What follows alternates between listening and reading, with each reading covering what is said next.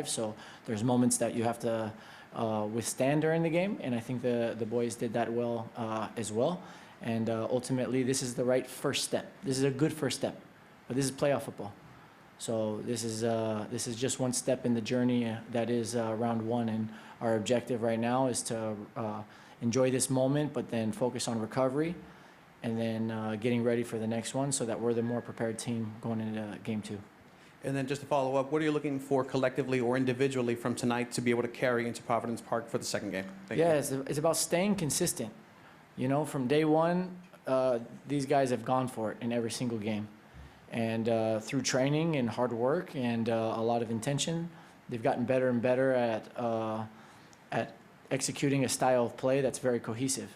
So it's about staying consistent, continuing to do the things that we've done that have put us in this position, and then trying to take a few little learning lessons from each game as well.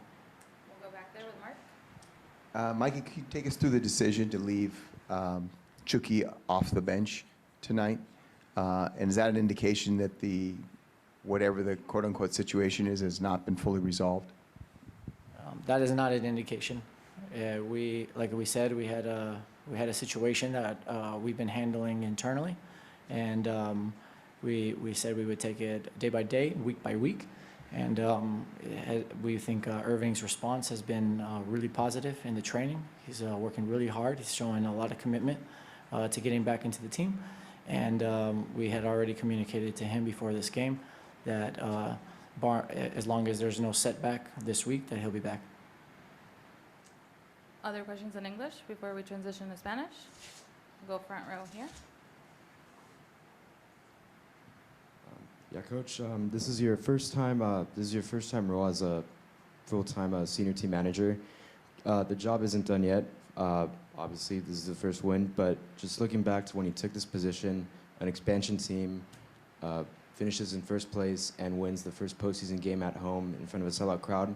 Just describe tonight in words, reflecting back on you taking this job and everything that went into it. Yeah, just a tremendous honor to have the responsibility of representing San Diego as a community, as the head coach, making sure that we develop a team and individual players that are a reflection of the values of the community, the entire community, all 18, including Baja California. So I would say a huge honor, but a lot of hunger. You know, we talk a lot about being humble and hungry.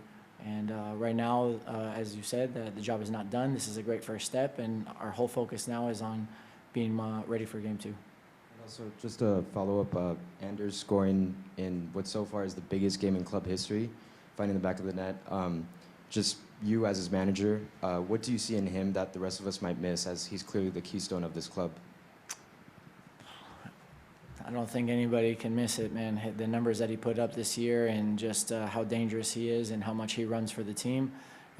We are just so happy to have him on our side. Any other in English? Are you? Mikey, congrats on the win. What are some of the things you're looking to tighten up ahead of next week? Yeah, I think it's about making sure that we stay consistent in our preparation, because when we play at our highest level, we're a very good team. And that's about making sure that we're compact, continuing to stay compact, moving together around the field, playing in a high tempo, and then making sure that we're really aggressive in our press and our transitions. Go back there, what's up? Mikey, what did you think of Frontera SD tonight, and what message do you have for them, for those that are traveling and overall? Yeah, all of them. That's a DP hinchada over there, DP supporter section. Any other questions in English? Ahora vamos para preguntas en español. Mikey, si nos puedes hablar sobre los pensamientos del partido, de esta primera victoria del club en los playoffs. Creo que los chicos salieron a jugar un partido con mucho compromiso, muy maduros en su rendimiento. Empezamos muy intenso, con mucha velocidad, mucho ritmo de juego, muy compactos en nuestro juego, todo el mundo viajando juntos, creando muchas oportunidades contra un equipo que quería cerrar un poquito el partido. Y después había momentos donde tuvimos que sufrir, que creo que es bueno, porque en partidos de alto rendimiento contra jugadores buenos como tiene Portland, vas a tener que sufrir. Y yo creo que los chicos respondieron siempre al momento que tenían que responder. Ahora abrimos en español. Vamos aquí. Profe, buenas noches. Elías Aguad de Univisión San Diego. Felicidades por la victoria. ¿Se queda satisfecho el 100% con el rendimiento del equipo o quizás algo de preocupación, sobre todo en cuanto a la definición? Se ganó por 2-1, que era lo importante, pero el ser más efectivo no sé si le deja alguna inquietud. No inquietud, pero cuando nosotros empezamos de un base de ser humilde y tener mucho hambre, siempre vas a querer más. Y no hay un partido perfecto, pero seguimos apuntando para el partido perfecto. Y yo creo que en algunos momentos los chicos hoy tocaron un nivel muy alto, pero siempre hay aprendizajes donde podemos mejorar para el próximo partido. Katia. Mikey, buenas tardes.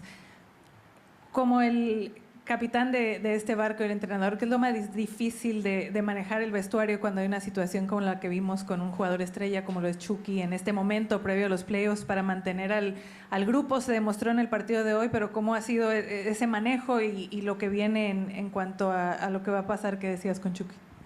No era difícil porque nosotros en este club conectado con Right to Dream, tenemos muy claro nuestra visión y lo que queremos hacer y no hay nadie que toma decisiones aislado. Entonces yo soy el capitán del barco, pero hay mucha gente juntos acá en cómo queremos manejar no solamente el grupo, pero todo el club.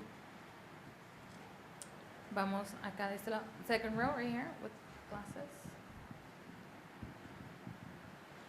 Felicidades, Mikey, por el triunfo y preguntar un poco sobre la atmósfera que se vivió hoy en el Snapdragon con la posibilidad de ver a tantos aficionados apoyando al equipo después de que esperaron tanto tener un equipo profesional y en este caso pues ustedes entregándoles esta victoria y sobre todo la importancia que ustedes consideran, en este caso que la afición esté entregada también para... Sí, como he dicho en inglés, tenemos una hinchada DP que siempre llegan en las buenas y en las malas con mucha pasión.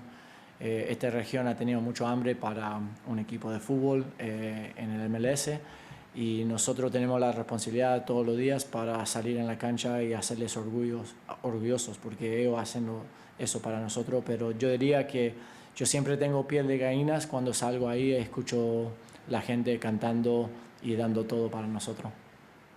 Buenas noches, profe. Preguntarle 3 cuestiones sobre el tema Chucky. Obviamente pues resalta, ¿no?, la situación.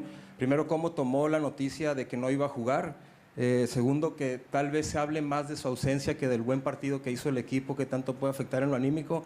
¿Y qué tiene que pasar más allá de lo que pasó, que lo van a manejar interno, pero qué sí tiene que pasar ahora en adelante para que vuelva a jugar, para que tome ese rol que él tenía hasta el penúltimo partido de la temporada? Erwin lo tomó con mucho respeto y como un profesional.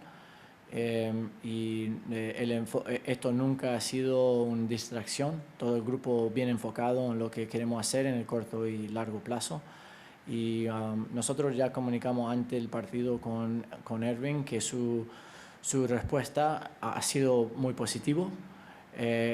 Y si no hay un cambio de respuesta en esta semana, él vuelve para la próxima. Gracias por tu tiempo, Mikey. Gracias.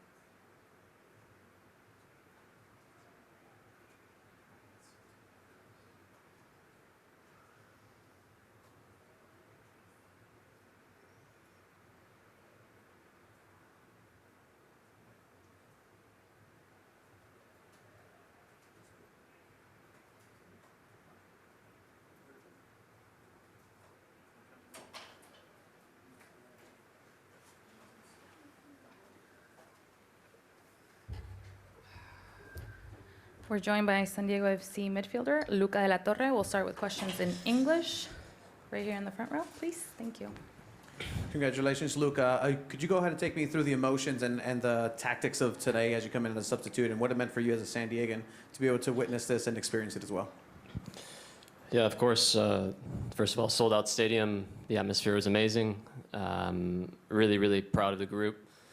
The performance, the wind, after we've been playing so well all season, to do it when it really mattered, it means so much to us. Questions in English? Right, yep, right over there. I look more on the fact that you're from here and you get to see that playoff atmosphere, not only just the fans, but then the ability to play in this match. What does it mean to you? Yeah, everything, yeah. It's not something to take for granted to play for the club. It's your hometown club. It's where you're from, to represent the people you grew up with and the community. So, yeah, tonight was a festival of football. It was one I'll definitely remember. Any other English questions before we go to Spanish? Katia, you can go ahead. Luca, you were talking about that. Were there some nerves before this game because it's the first one in this club's history? It's playoffs, as you mentioned. It's the result when it really mattered, and you guys stayed true to what you guys have been doing all season.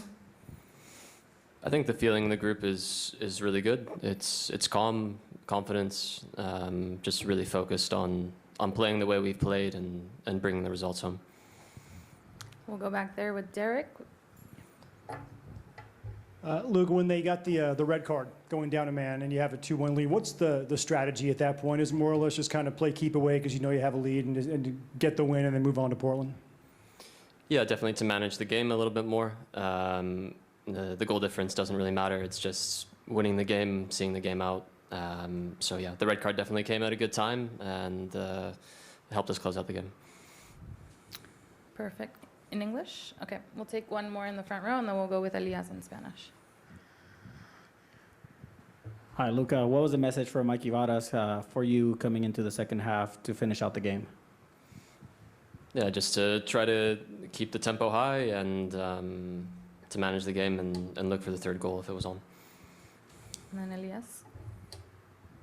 Gracias, Luca. Buenas noches. En español, si nos puedes expresar lo que representa para ti como sandieguino el haber conseguido esta primera victoria histórica en una postemporada para el equipo de casa. ¿Cómo te sientes? ¿Cuáles son tus palabras? Es un orgullo. Como he dicho, que jugar para tu ciudad no es algo que todos los jugadores pueden hacer en su carrera. Soy muy afortunado para tener esta oportunidad y era un día muy bueno. ¿Alguna otra en español? Daniel? Front row? Yep.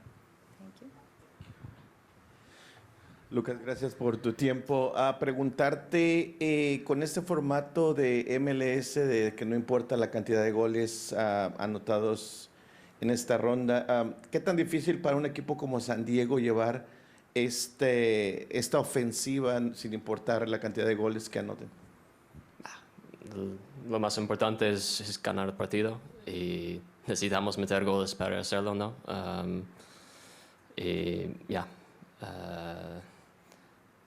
Es un poco raro que vamos a jugar 2 o 3 partidos contra el mismo equipo, pero hemos hecho bien hoy. Y dentro de lo futbolístico, ¿qué tanto se extrañó hoy al Chucky Lozano en la cancha?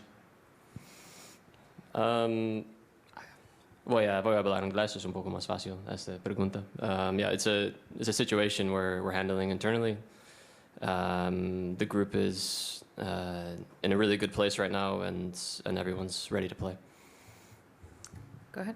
Hablando un poquito sobre ese tema, más allá de lo que pasó, que ya es, como dices, lo manejas interno, pero ¿cuál es el mensaje que ustedes reciben como jugadores ya de que pase de que se haya tomado la terminación de que no juegue? ¿Cuál es el sentir que les queda a ustedes ya como futbolistas dentro de la cancha?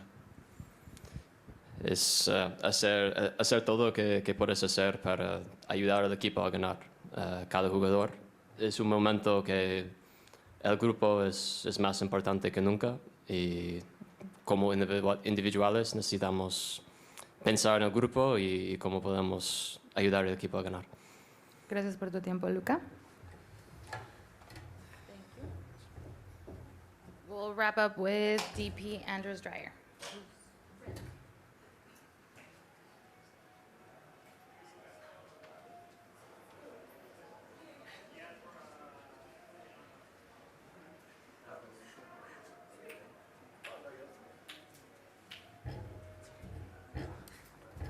We're joined by San Diego FC winger Anders Dreyer. We'll start here in the front row with Tony, please. Thank you.